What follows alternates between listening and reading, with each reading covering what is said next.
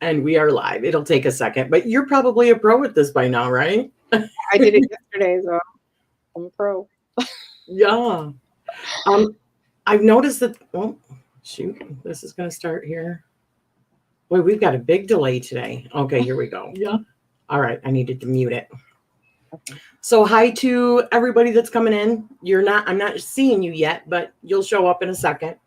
I am here with the beautiful Julie Cuccia-Watts. Sorry about that. And Julie, you have created so many tarot decks. You created, the first one was Ancestral Path Tarot, and then was it the Blue Moon Tarot? Yes. And then MAAT? Yes. And then Journey into Egypt? Correct. And now the Real Sky, correct? That's correct. Did I miss anything? Nope. Okay. All right. Wonderful. So, hi, Robin. Hi, Kurt and Lisa. Hi. I really wanted to, I'm sorry. I really wanted to, and I was telling Julie this. Julie has been on Lavender Moon's channel, Amber. So I'm going to be posting after this. For anybody that has not seen it, please go and check out Amber's channel, because she has done series with you. Plus, you guys are getting ready to start another series. Is it on the Ancestral Path, right? Yes. Okay. And plus, you've already done one on, well, you've done pretty much everything, really, haven't you, with her? Well, we haven't done any Blue Moon, but that's not really that important. Okay. Yeah. Okay. So definitely go and check that out. So, but I want to do, it's almost like artist studio or whatever it's called, kind of behind the scenes kind of thing. Okay. Behind the artist. So I want to ask you some questions, like, first of all, your spirituality. Well, it's kind of fluctuated over the years. I mean, I started out as a Catholic girl in Catholic school, right? And I got married really early, so I was part of Wisconsin Senate Lutheran for a while, which pissed me off and changed me into a complete feminist. And then I got into Wicca, and then I just sort of got into Native American stuff, and then I've just become sort of a solitary witch, and I belong to different pagan groups, but even pagan groups have their flaws. So I'm pretty much a solitary witch and have been for a while. So does any of that revolve around like Egyptian magic? Definitely. Definitely. Okay. I'm definitely have a bent for ancient Egyptian anything. That's, that's where my heart is, especially after being there. I mean, I've always been there, but when I did go there, it was like, yeah, this is something. And, you had mentioned when you had done the chart for me, something about is it called the sistrum? Yes. So do you actually use a sistrum? I was looking on Etsy for one. You have two of them? I have two. Oh, that is about, actually, I watched a video on that, like changing the energy, right? Yes. To help with like your Kundalini? Is that right?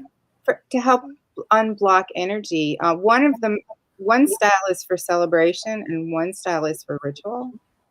The kind that are enclosed, I have one of each. Do you want me to get them? Yes, please. All right, I'll just grab them quick. Because I have like both different kinds on the like in a cart saved that I'm watching on Etsy.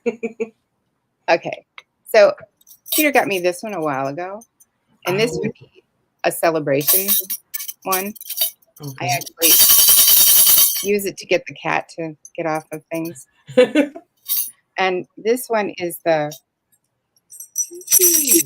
ritual. I got it during COVID, so I haven't been able to use it for ritual yet, like with people. But this has such a beautiful sound. Here, let me put you up for this. love the sound. That is amazing. Very soothing. I find it soothing. But that Yeah. would move energy, and this one is for celebration. And that stems from Hathor, right? That was her tool. Okay, that's what I thought. The goddess of attraction, whose alter ego is Sekhmet. Oh, Sekhmet was transformed into Hathor. okay. Now, I had watched another video not too long ago, and they showed that Hathor was associated with the seven sisters of the Pleiades. Yeah, the But seven. she was seven Hathors, Yeah. right? Yeah, I've not really studied that actual myth, but yeah, I do know about the seven Hathors. I mean, I know of them. I'm not expert on that exactly. But that's all from the same temple in Dendera, right? Oh yeah. Yeah. Okay. All right. Is that the only temple, or is there other ones? Oh no, there's others. There's a Hathor temple at the mortuary temple of Hatshepsut by her mortuary temple. There's a Hathor temple right next door to there, right, part of the complex.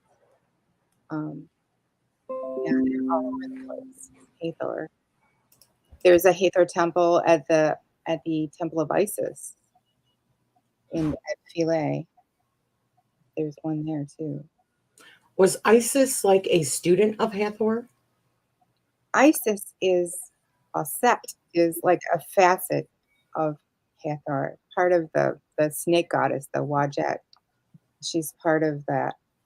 There's a bunch of them. There's Sekhmet, there's Bast, there's Unut, there's probably Nut, the cow goddess, Nut. The four pillars. Hathor, Sekhmet. It's all part of that Wadjet, that snake goddess. So, long snake goddess.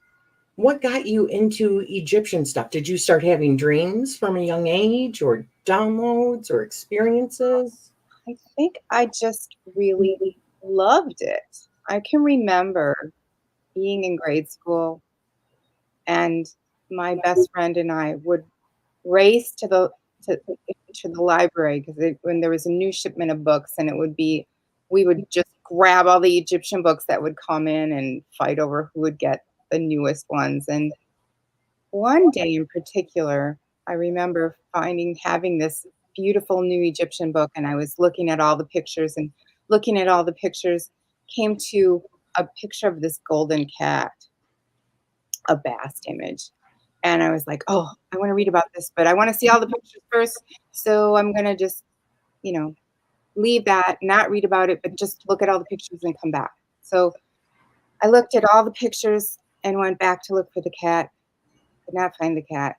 Looked through the book 5 times, could not find the cat. Wow.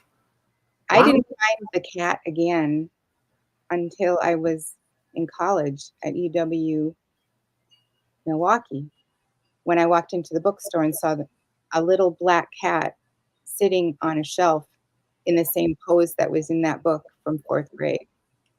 And it blew my mind. It blew my mind. I got goosebumps. I know. And I think if I had found it and read about it, would I have remembered it? But because it wasn't there, it left an impression on me. And, for my school project, I would make a pyramid and dress my Barbie as an Egyptian and bring it in as my diorama. And I would, want to do all this stuff about Egypt or any project. I was very interested in timelines and costumes. And I would do these books about costuming and timelines. And I was able to identify different eras by their clothes from a very young age. It was always an interest of mine. So do you remember that series that was on TV? I think it was in the 80s, and it was called Isis? Wow. In the 80s, I was or maybe it was out of television. I was a starving waitress and didn't have a television for most of the 80s. Oh, wow. That was between the time of my divorce and my remarriage. So I didn't ever watch television in the Did 80s. you even know that it existed? I No, think it was only like 1 or 2 seasons. no, But it was very much like superhero, like stuff that you see now, but it was a series for ISIS. no, I didn't even know about it. Robin says she remembers. That Okay. was like one of the first things for me. I absolutely love, And all Egyptian stuff. how old were you then? Um, well, it depends. I was born in 71, so I can't remember if it was the early 80s. I think it was the early 80s. So I was probably about 10 or 11, 12. Impressionable. Like Yeah, as old as exactly. I was, like when I was, doing my Egyptian things in grade school. Yes. Yes. Yeah. I'm sure you loved Cleopatra, though, the movie. I was too old. I was too young for that. I think it came out in 63. So I was only 3 years old. So that really wasn't on my radar. I don't think my parents saw that or anything. They weren't really interested in Egyptian things. Wow. I didn't really know about that until later. Like I That remember, even seems more like destiny to me then. right? Well, I No remember there influence. being a thing about Masada on the TV guide, and I remember reading about it, that Masada had been uh, a rendezvous spot for Antony and Cleopatra, and I tried to find information on that again and never could find any information on that again. But whatever, not sure what year that movie came out. Had to be like the late 60s, early 70s, maybe, or mid 70s. Not couldn't have been mid 70s. It was earlier than that. And they had like a whole big thing on the TV guide. So anything that had a hint of Egyptian, I was going to read about it, Right. And it was, we were card catalogs and whatever your tiny library had, that was what you got to see. And it was, there was no big glut of information that you could just dip into. It was all serendipity, all, you know, We whatever. were talking, you guys, before we had started, and I had asked her about the ancestral path and how that whole thing got started. And she starts telling me about just running into people, somebody knew somebody, blah, blah, blah, blah, blah. And that's how it got started, You want me to long tell, before the internet. do you want me to tell it again? Yes. Okay, Yeah, please do. so in 1980, I had my first experience with tarot. It was because I had spoken up in a class for Native American stuff, saying that I had weird things happen to me, right? So because of my speaking up and saying that I saw ghosts in my room when I was a kid in this class, one of my classmates handed me a tarot deck and said, "I'm going to let you borrow these. It belongs to my mom and dad, but I'm going to let you borrow these. Let me know if it speaks to you," right? So I'm looking at a Rider-Waite pack, and for weeks before I saw this Rider-Waite pack, people were seeing a ghost cat in my apartment. And so when I saw the Queen of Wands with the black cat, I was like, "Oh, I need to find out what this queen means because it might mean something for me because I have a black cat ghost in my house."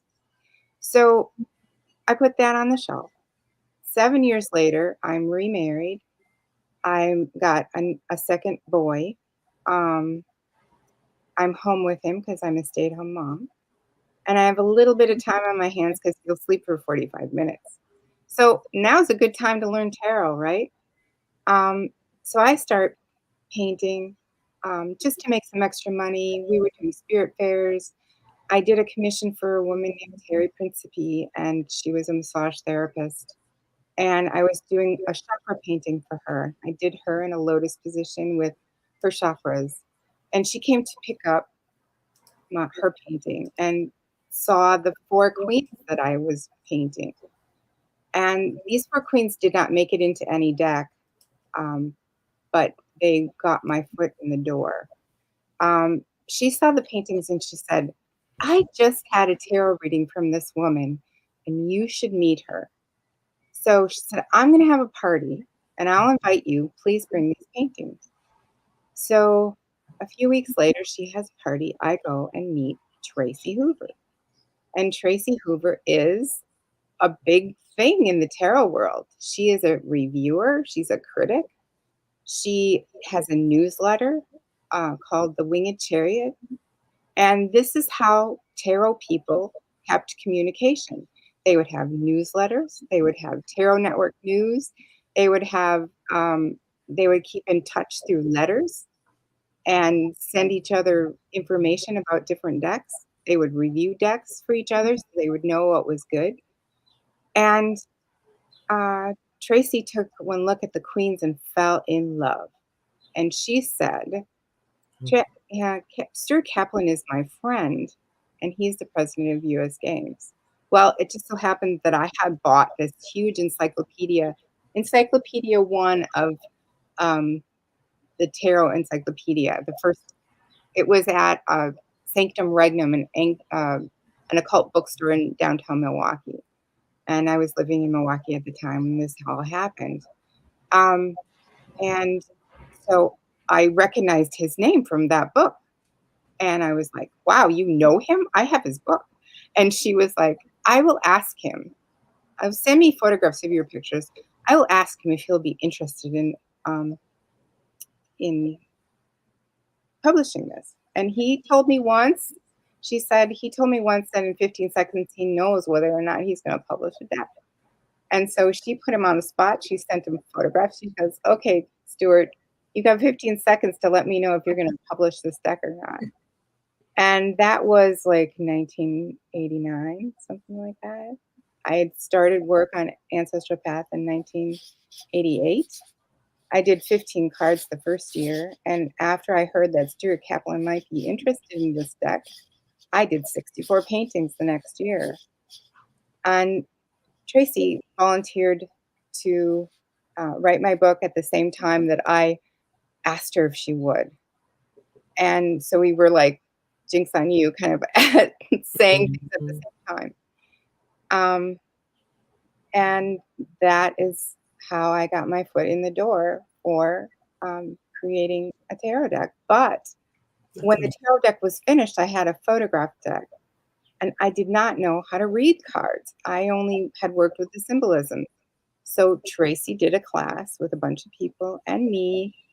And I brought my photo deck with me to learn how to read cards. And that was my beginning. It was very backwards from what other people know. And she introduced me to her friend, Janet Barris, who was a reader in Chicago. And she took me out to San Francisco to meet her friend Thalassa at MAAT, this brand new conference that she had started like a couple of years ago, like in 92 or something like that. So in 94, we flew out to San Francisco and I showed all the slides on a carousel to the BATS conference. And that was the beginning. And it was like the first people that I met were her friends, Mary Greer, Brian Williams, the whole group that lived out in San Francisco. I met Alexandria Giannetti, who had just started her Wheel of Change deck, was just in like a tiny form that she had just started, and that she was a vendor there, and she was showing off her new deck, and we were both these new people on the block. And that is the serendipity that got me into it. And people say, what was your recipe for success? Did you have a blog? Did you write? Did you get on all these groups, and did you take the tarot courses? And like, no, that is not how I got in. And if I had to be in this competitive field, I probably would have not done this. And I just started this to learn tarot, which is why it's very Rider-Waite based. But by the time I got to like the Hanged One or the Hanged Man, and I started doing the numerology, I started taking off on my own tangent. And I kind of went into these very Rider-Waite-esque queens that it started with, and decided to do multicultural, based on my own spiritual interests, and just because, I had Sesame Street on TV and everything was multicultural. It just felt like the future's multicultural. Why would I pick a theme? And that's what US Games wanted me to do, is just pick a theme. And I was like, no, I don't. I want to do multicultural. It just like fell in your lap. I mean, that is just like destiny knocking on that door. I mean, there's just like no fighting that. I know. I have a very narrow path, because my chart, as you've seen, is a grand cross with lots of oppositions and squares, and nothing moves until everything moves. Yeah. This is like what I bought this deck for, was this card. Did you? A lot of people don't like it. That's Tracy. I love that she is holding these cards, that it's these cards that she is. Those are all Tracy's real dolls in real time. And when I was learning about the cards, and she wanted me to do her portrait. And there was one day when she said, well, if I can't look in the mirror in the morning and see the Fool, then something isn't right. And then I went, oh, I know what I'm going to do for your portrait. And then I put her in the Fool card and kind of immortalized her. And I'm all about the Fool. That's my favorite card in the deck, which is another thing that drew me to your Real Sky, because it's Orion. Yeah, that took a while too for me to figure that out. That was kind of an aha moment. Why Orion? Orion. That was a huge aha moment. Do you know why? I mean, well, obviously you know why, but why? Well, when I did the Blue Moon, I hadn't figured it out yet. My Orion was like a shaman and had 3 dogs kind of pulling him apart. And then I was reading about the belt of Orion and how he was the god of the underworld. And I noticed the dog star and was like, wait a minute, that's the Fool. And he's under the ecliptic. He's in the underworld. He's the Fool. And I just really saw it that way. So I started painting it that way for MAAT. And then it became that way for me. And I've been using it ever since. And the more I learned about the Egyptology stuff, the more solid that felt.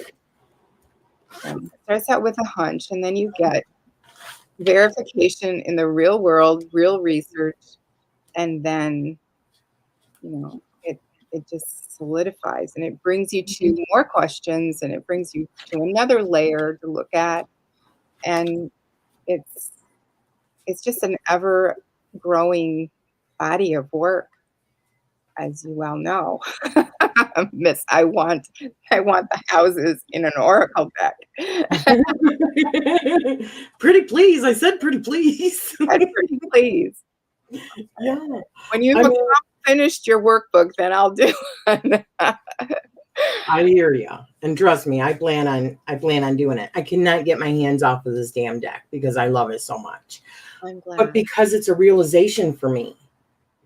I mean, seriously, I just started learning about astrology really last year, the beginning of last year. Well, that's kind of nice that you don't have preconceived ideas and you're not feeling like you have to throw away a body of work because you've already learned it, which is definitely how I felt. I definitely felt like I had a whole 30 years of astrology to throw away, which was very enraging, actually. The reason why it's so interesting to me, and since I started reading tarot, because that's fairly new, it's just over 2 years for tarot for me. So, I mean, I've spent my whole life just mainly doing like dream work and stuff like that, not tarot or anything like that. But I immediately associated myself with the Fool because the Fool is the one that goes through everything else and experiences and then continues to evolve each time. Mm-hmm. And when you put Orion there, in my chart, my true sidereal chart or real sky, the ecliptic on the ascendant is going right through the constellation of Orion. I mean, right through the center of it. I'm like, oh man, And I've had dreams of past lives Well, in Egypt. I mean, when we talk about the underworld, one thing I noticed during journeying is that when I time travel, it's on the same level. It's in the middle world. You're on the same level. You're not going down. You're not going up. You're going straight in. So we've done a lot of shamanic work with groups and people who are like Malidoma Somé. We've worked with him a little in a couple of workshops, and then um, we've we've worked with people who work with shamanism. So um, just to get a grasp about what was happening to us, because Peter and I both had a lot of out of body experiences, a lot of really weird stuff happened to us. And there's not a lot of information out there except it's the devil, and that's not enough for me. So, you know, that's not it for me. And I knew that the stuff that was happening was good for me and that it was teaching me things and it was making me grow as a human being. And I needed to have some answers. And tarot seemed to be like one of the things I needed to learn in order to get a handle on what was going on. Because the symbols I was seeing, these holographic symbols, some of them were in tarot and um, some of them weren't. You know, I just had to figure things out on my own. So, Um, like in your dreams, did you have like sigils or like the symbols of like the astrological symbols and planet symbols? Did you ever see that kind of stuff in your dreams? I would see, at first, I saw a lot of like lasery kind of angled laser lights that were through kind of a black field, and if I touched the laser light, I would get electrocuted. And and then after that, I would see sometimes I would see these beautiful things. Like there was one time where I saw this woman, she was talking to me, but she was showing me this star in the sky, and it was this beautiful star underneath this white sort of nebulous cloud, or it kind of looked like a white mound. And I was just so enthralled with what I was seeing that I wasn't listening to what she was saying, and she was just chattering, and she kind of gave me this hug, and then at first I hugged her back, but then she wouldn't let go of me, and I didn't like it, and I kind of pulled her off of me, and then her face turned into a skeleton, and then she kind of chattered on the ground, and I was like scared, and I got slammed back in my body. But I remembered the star and the mound, and then the next day, because I was in college then, the next day I look in my Robert Graves book, my mythology book that the professor's using, and I find Hestia, goddess of the hearth, and the spark that would be underneath the ash mound, the white ash mound. And I was like, oh, the white ash mound. So something to do with that symbol of Hestia, goddess of the hearth. And I was really getting into the goddess stuff. And I Wow. think one of the main things about Ancestral Path was I was seeing goddesses in all the other cultures except for white culture. And I wondered where the goddess was in white culture because it didn't seem like Mary was much of a goddess. She was a handmaiden, you know, just a basket. And it just didn't feel like where is our goddesses? And that really connected me back to Egypt again. And then I did Ancestral Path and I tried to pull out the goddesses that I could find. And the Grail seemed to be like, you know, like a feminine symbol that was part of white culture. And maybe we could gravitate back into something from that old time. So that's why I chose what I chose for Ancestral Path.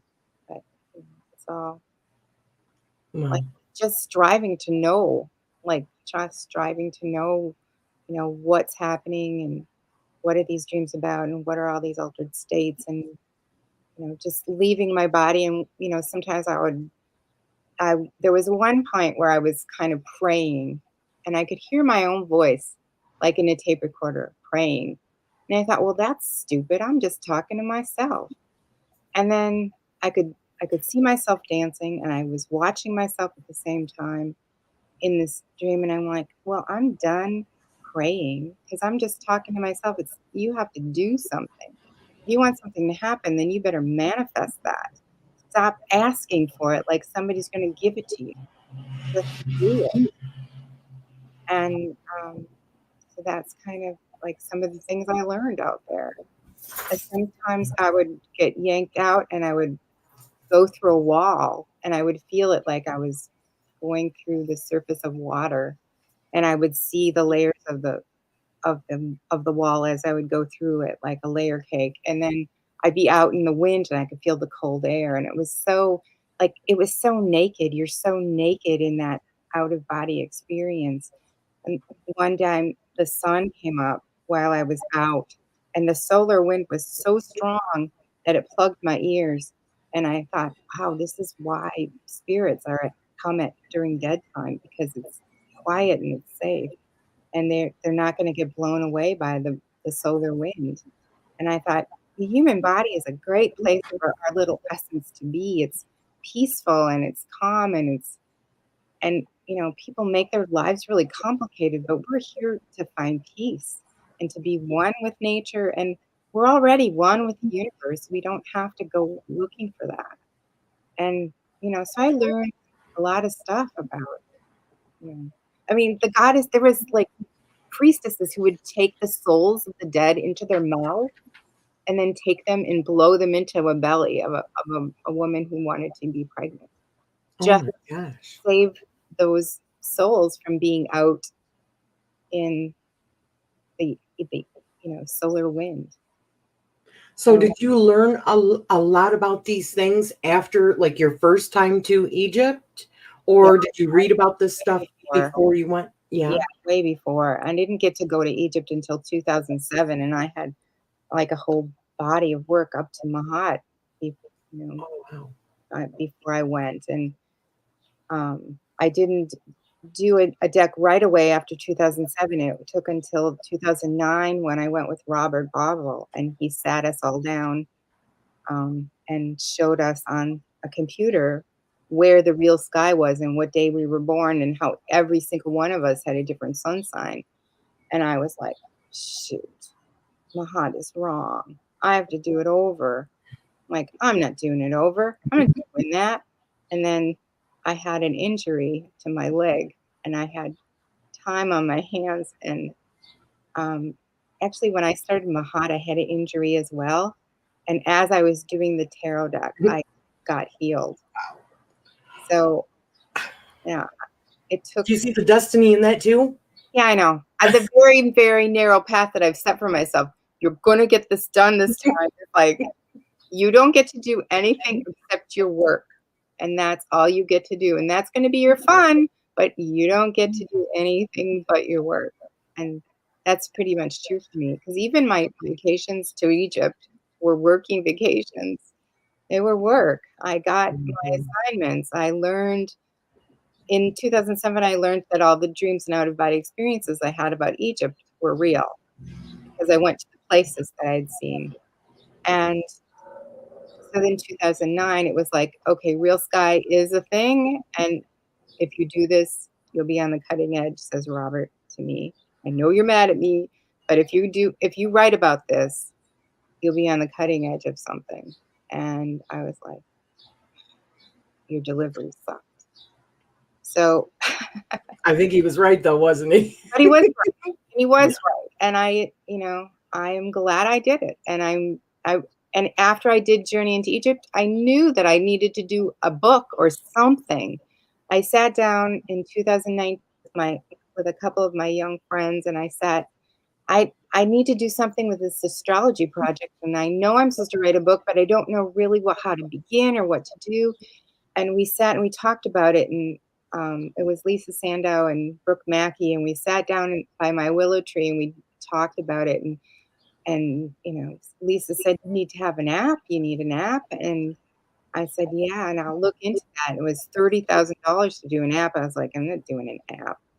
I said, I'll do a Facebook page and we'll see how that goes. I did a Facebook page, just started posting stuff. And then I had a dream about the scarab being the chariot.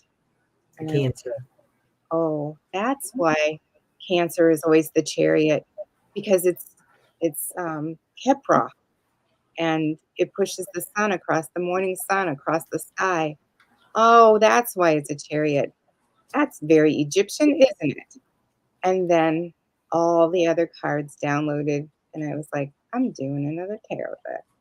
But I was babysitting for my grandchildren at the same time, and I didn't want to have oil paint out when I had grandchildren there. So I decided to do my first digital deck. Yep, that's the one. That's the culprit right there. That is the one. That's beautiful. And so I did a digital deck using all the body of work that I've had, over 250 paintings of oil paintings and files of oil paintings from ranging from the 1980s all the way to the current date. And I took little pieces out of paintings, like one little corner out of here and one piece out of there, and morphed it and changed it. And I've become pretty good at Photoshop. And I can change anything into anything and stretch it and do all kinds of things to it. So that's what I did with the Real Sky. And I thought it would take me at least another 5 years. And then quarantine hit, and I didn't have the grandchildren. And and Peter's retired now, so he could edit things for me.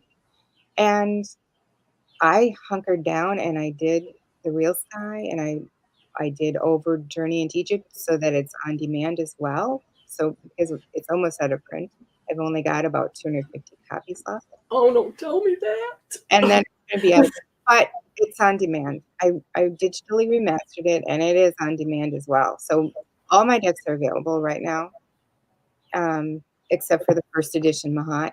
The second edition is available, and all my decks will be available, as far in the future as Printer Studio is available. It'll be there. So I don't have to, if I do a project, I don't have to feel like it's going to go out of print and it's going to be, because when your project goes out of print, it's like you put all this time and effort into it. You wait 7 years for it to get printed, and then it's out of print, and then it's gone. And then they reissue it and it looks terrible. Like my 2013 Ancestral Path looked like newsprint to me, and I was so mad I didn't even promote it. And no one even asked me to look at proofs or anything. But I think that's why Stuart contacted me with a written letter and asked me if I would redo this, and asked me to call him. And I called him, and he said, I'd really like to reissue this deck, and I want you to do it any way you want, because I know you were upset last time, which was really sweet of him.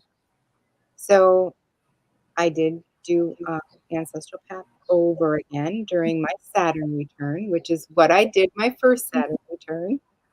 Wow. And in my first Saturn return, my son was a baby. And my second Saturn return, my son had a baby and got married. And his wife reshot all my oil paintings. And Wow. so I know it was very, very Saturn returny. I love that. Redoing all of my decks, and I started with Ancestral Path, and I had Mercury retrograde on my birthday for like 3 years in a row, and I was like, I'm doing over all this old stuff. When is there going to be a waxing moon on my birthday without a Mercury retrograde, so that I can do something new? I'm so tired of all this old stuff. And then finally this year, there was no Mercury retrograde on my birthday for a change. So I'm doing all new stuff this year, which I like better. Because I always say, look at your birthday, whatever's happening on your birthday, that's going to be your year. So whatever you do during your birthday, that's going to be your year. And that's pretty true. So with starting at Cancer, is Cancer the first sign, like in the center? Because, and please correct me if I'm wrong, but I understand that, from what I understand, that it's not actually round. It's like a spiral, right? Yes, correct. Like if you look at that Dendera, this Dendera, I have this Dendera wheel, you can see. In the Dendera wheel, if we get really close, I don't know if you can even see it in this, but you might be able to see it a little bit better on mine. Okay, there's the scarab right there, and it spirals down, oops, this way into Leo and goes around. And there's the Fool Yeah. thing. There's Orion. And there's Taurus. Oh, there we go. Okay, there we go. You can see right there is, I want to go the opposite way because it's opposite. There's the scarab right there. Then you drop down to Leo and Virgo. And there's even an Ophiuchus in here. So, Even in there. In the Dindira ceiling, there's a little, and I was looking up Ophiuchus. I was looking up Imhotep because that's what they called Ophiuchus. oh, When you find Imhotep, you see him as a bald-headed guy sitting on a chair, and he's in a litter that is like a snake. It's the snake bearer. So the bearer is in this is it has this snake, like it's a thing. And I was like, I couldn't believe I could see that in the ceiling. It's right above Sagittarius. It's right there. So Imhotep is in there. And Imhotep, if you don't know, is the designer of the pyramids. He's the guy who brought medicine to Egypt in the very beginning. And he was venerated as a human, like immortalized into the southern stars of reincarnation so that he would continue to come back. And that's why they put him in the southern skies. But about 2,000 years after they think he lived is when they made him immortal and put him in the sky. And that was probably, I'm not sure exactly the year on that, but it was 2,000 years after the fact. did you ever see the movies The Mummy? Yeah, I He did. was the main, one of the main guys Oh, in that. yeah, I don't think that was him. I mean, and that's the name they gave him, but that's not why you should remember him Okay. like that. As a cartoon, that's just a Hollywood, you know, Yeah, thing. Like Stargate when the aliens are bad guys. That's not true. yeah. Aliens are not bad guys. They're here to help us. They live on that ethereal plane. They live on that in between space. They live there. They want to teach us stuff about how to get along and how we are all one energy, and that there's no reason to belong to all these cults that keep us separate. And yeah, that one that I saw too in a out of body experience. So, do you think this is who was communicating with you, like Amber? At least in that one instance, I should go back to my diary and try to recall the beginning of that and what all happened in the beginning of that. It was so long ago, like 1982. Oh, wow. And that came at the very end with this beautiful, like ice blue sky, and then this egg yolk looking white thing that had iridescent, opalescent inside. And it was, I was like, what is that?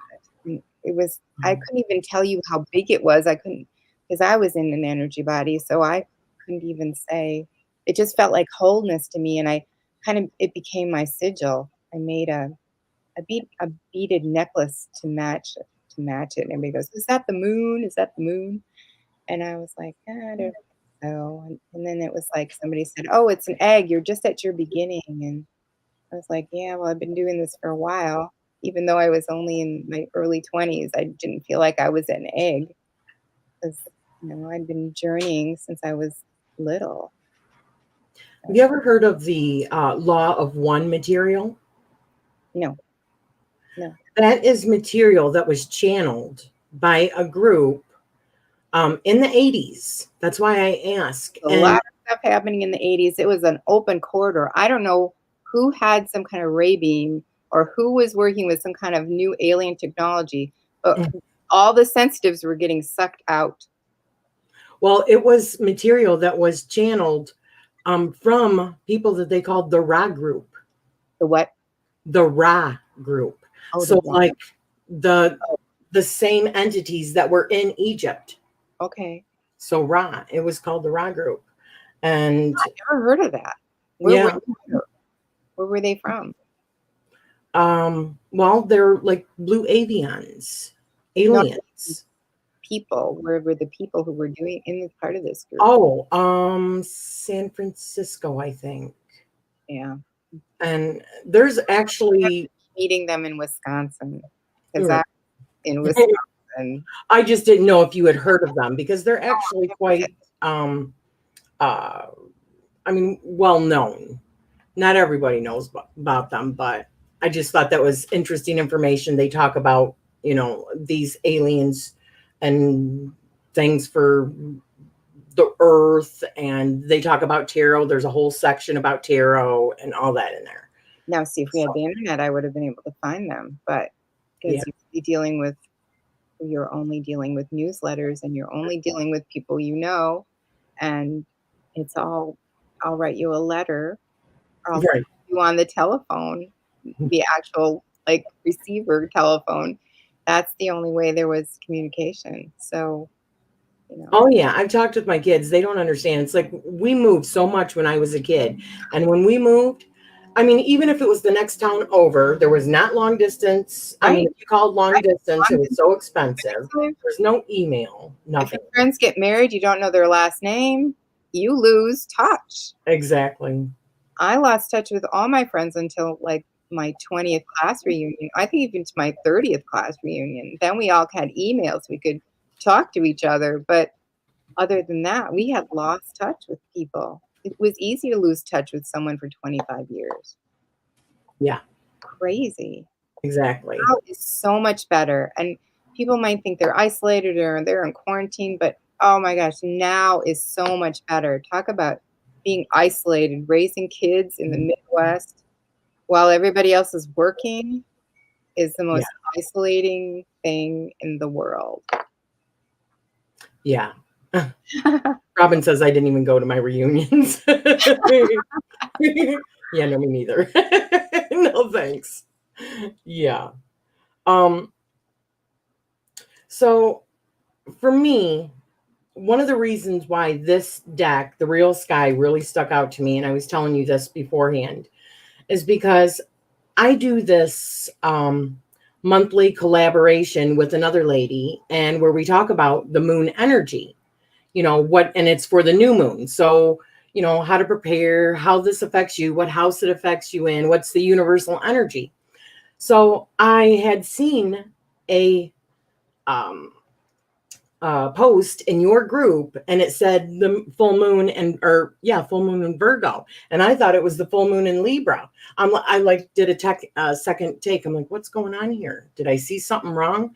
So I got out my app that you told us to get, like the star map or whatever. I don't have iPhone, so I don't have the Go Sky map, but I have another one. And Yeah. Stellarium, and I checked several of them, and they all said, yeah, it's a full moon in Virgo. I'm like, what the hell? Right? I So, know.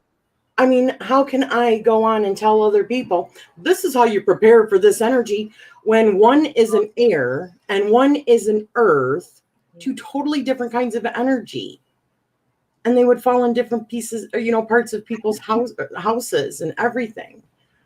I know. So, I know. That's how I felt too. And I feel like I'm talking to the wind most of the time when everyone else, and I'm the one who put all the moon stuff out there because in 2000 nobody did moon stuff. I did the blue moon, and I've been talking to this crowd of people saying, and the moon sign is in the full moon sign is in the opposite sign of the sun sign, and everybody kind of looks at me like, what? There's mhm. there's lunar astrology? What?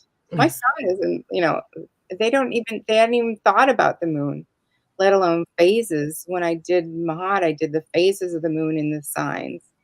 And now everywhere I look, there's today the moon is in blah blah blah. And I'm like, oh, I gave them Western astrology. Now they're all doing Western astrology for lunar stuff. All wrong. All wrong. Well, All wrong. I mean, it's all Western, but it's not Western, depicting the real time. and it's going to keep us in Pisces forever. The dark age of Pisces forever. I do not want to live in Pisces forever. I want to move on to Aquarius. Exactly. And I, you know, Sorry. it's, I don't know. It's going to be hard for people to change. And I don't even think, I don't know. We'll see what happens in 10 years. I'll be dead in 20 years. So, it might take on, it might not. But I can't see us doing these apps that have all the actual, you look up at the heaven and you have the stars there in your app. And if you're doing Western astrology, it's going to conflict. And I know it's seasonal, but so the Egyptians didn't care that things went out of sync. In fact, that's how they kept vast amounts of data on different times, because they knew that if the season of spring or their season of when everything was turning back to desert was at a certain time of the year, when it usually, and it would change because of, the sky would change. And when things got out of sync, that was a way for them to track time. And so they were able to, and this is in the temples as part of Robert Bauvel's lecture to us, was how the temples changed, because one temple would be oriented to the rising Sirius, and then as the wobble would happen and precession would happen after 2,000 years, that temple would get rebuilt to face Sirius again. And you would see that the earlier temples were this way, and then the later temples were that way, and they had to shift stone monuments in order to continue with their religion, their star religion. But there were reasons for that, because there was meaning in that. And you're going to get the real meaning and not just be manipulated by powers that be to, Well, also, I had watched a video and they talked about how it was like the elite families or the ones that were well to do that actually had the real sky information. It was the other just regular population that would go by, just like your regular Western. Are you kidding me? Oh, I'm not kidding you. It was on Gaia. Well, yes. And all the more reason for us to do it. All the more reason to know, for us to know. Because, if power brokers are manipulating the masses and they're using the astrology, then we have to be forearmed and forewarned. And we need to know what's going on and not be manipulated. I mean, for me, another part of it that got me when reading your workbook, you had mentioned about the fact that, like the age of Aries, because we're actually in the age of Pisces right now and moving into the age of Aquarius, and the age of Aries, the houses were different. Yeah, I noticed that from the Tomb of Tutmosis III. I was listening to John Anthony West had a film done by Chance Gardner for Mysterious Egypt. And he had this interview with John Anthony West, and John Anthony West was talking about the hours of the night. And as he's talking through the hours of the night, I'm hearing the symbolism for the houses, because they would have these 12 hours of the night. And I was hearing the house definitions, and they were shifted. And I thought, wow, that's the age of Taurus. That's the age of Taurus. And then I'm looking at, the age of Aries, and that's, something that was in the astrology. And then you have the age of Pisces, and you've got a different house system. And I'm like, okay, then we need to adjust that too. What if we need to adjust that too?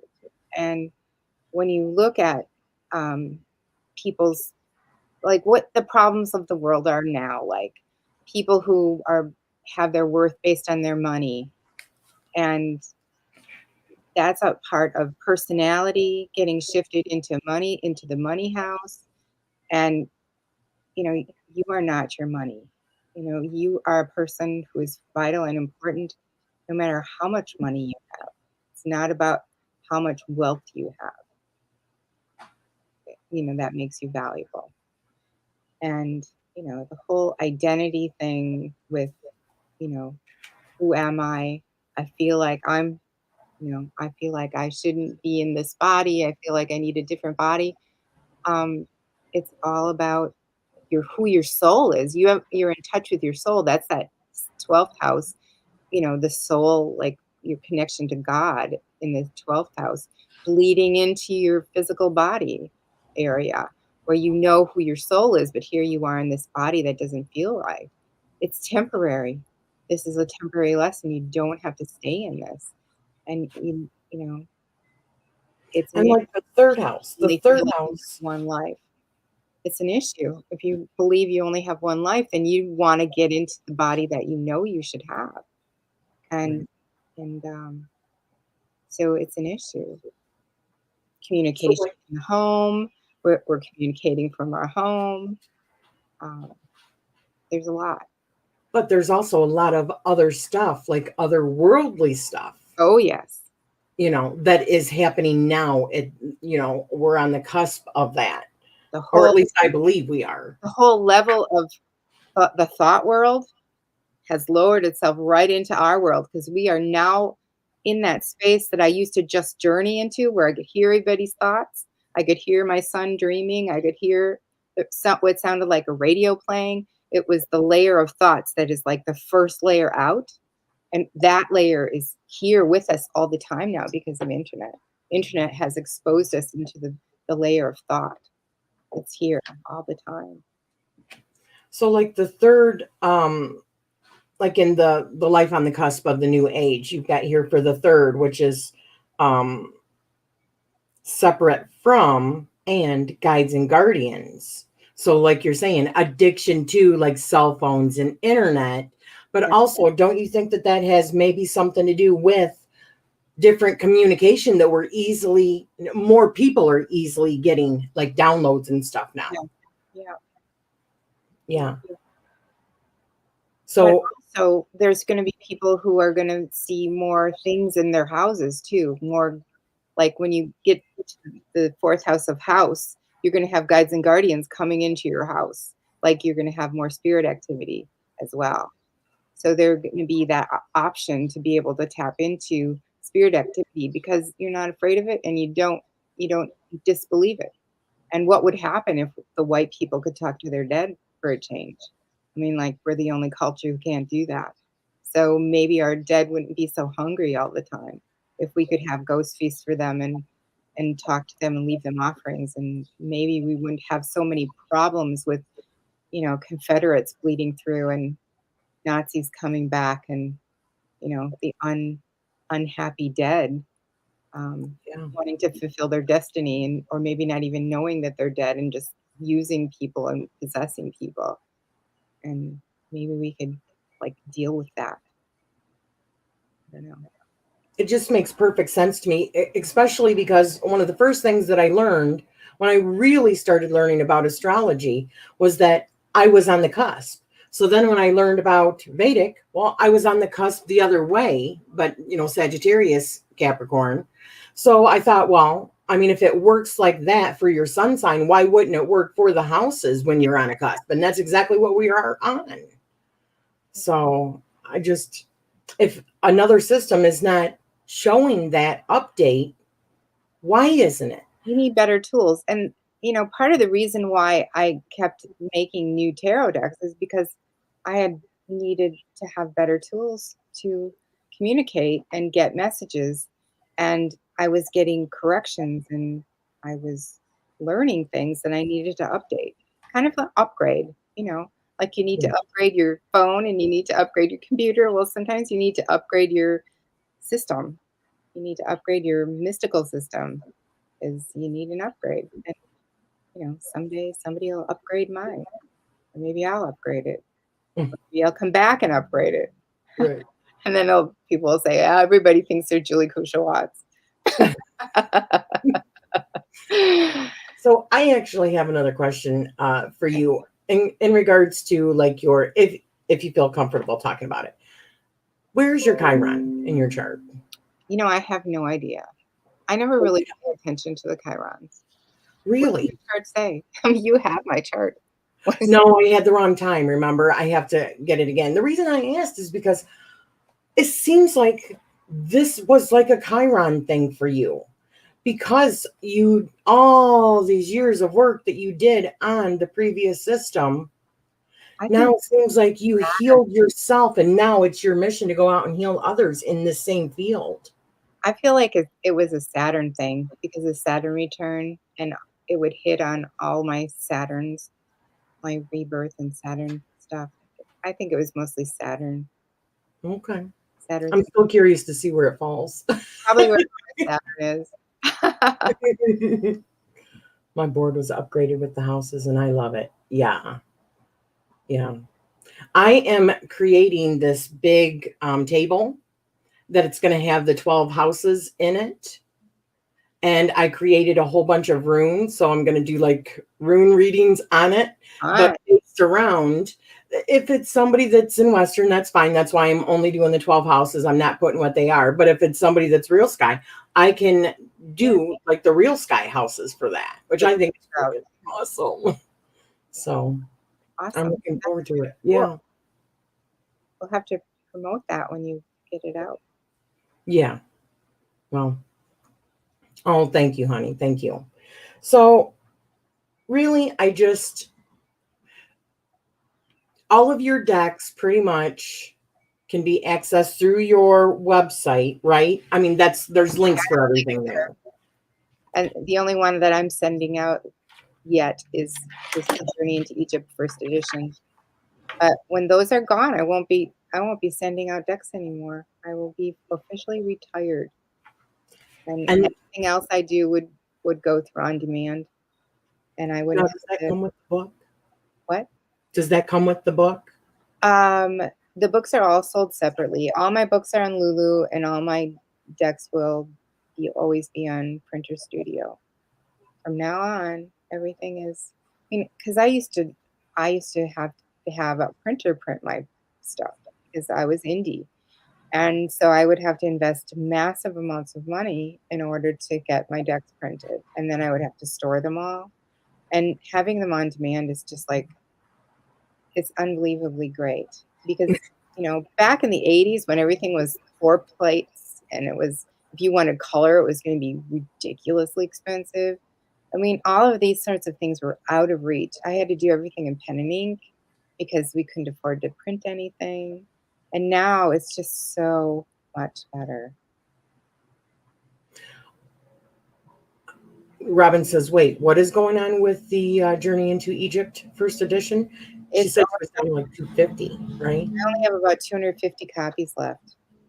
And the second edition is still available, but the first edition is almost gone. Yeah, I'm probably going to have to be getting it here pretty soon when my husband gets paid. Deserve one. Do you have a special number?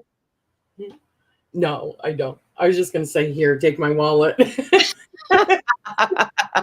Where's my wallet? I'm just going to hand it over. I like that one because that one has a lot of like the mythology in it, right? Yes. Yes. Okay. Well, the second edition has all the mythology in it too. That's all. I actually really do like the digitally remastered Journey into Egypt. I got to do it all over, and I got to put a lot more details in, and I really do like it. I mean, there's something to be said for the first one, signed and numbered, but the second one is still really nice. Yeah, I hear you. I mean, I'm going to get it either way, one or the other. It doesn't really matter which one, but yeah. It's going to be in my collection before too long. So, but it's been over an hour. I didn't even touch on everything that I wanted to, but that's all right. That's all right. I didn't follow your script or answer your questions. No, this is way better. This is way, way better. I like having it come from the heart and letting people just know about you and what inspires you and the passions that, got you to this point and why, and the serendipity. It's like destiny. Yeah. That's why it's more important to me. Yeah, the serendipity. I mean, even if just only one of those things had happened to me, I would have had like, I would have been like, wow, that was really important. But it's just continuous. And the older I get, the weirder life gets and the more things happen. So Yeah, magic is afoot. It right is. on. I need to get me 2 of the cisterns. You're No, fine. I seen another one that looks like it's not inside of it, but it's like a Hathor face on it, but Uh-huh. it's got him on the outside. Yeah, I Is that like, one still okay? yeah, whatever you Okay. want. You Okay, can go cool. whatever you want. All right. Because I want to be able to manipulate that energy. So, It's great for clearing a room. It's great for clearing space. right on. So thank you very much for doing this with me. It's been my great pleasure. I am just like so in love with this deck. It Good. is like, as a truth seeker, it's just like, oh, like the skies have opened, literally. So Thank you. Thank you for validating my work. I appreciate oh, it. my pleasure. My pleasure. I love it.